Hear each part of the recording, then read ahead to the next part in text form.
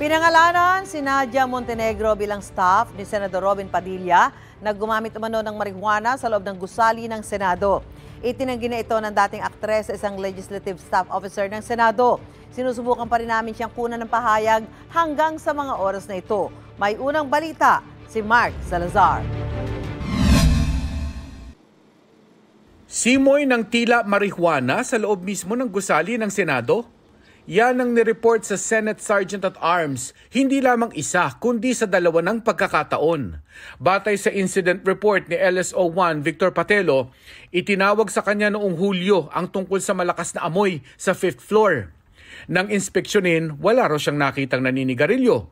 Nito namang August 12, isa ulit staff ng isang senador ang nagsumbong na may kakaibang amoy na nanggagaling sa ladies' room ng extension offices ng mga senador.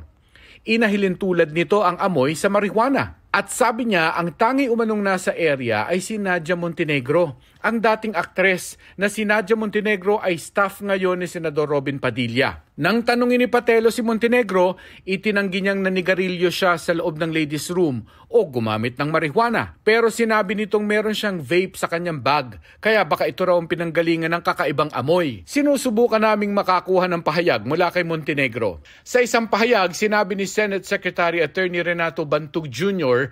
na inatasan niya ang Senate Sergeant at Arms na agad magsagawa ng investigasyon.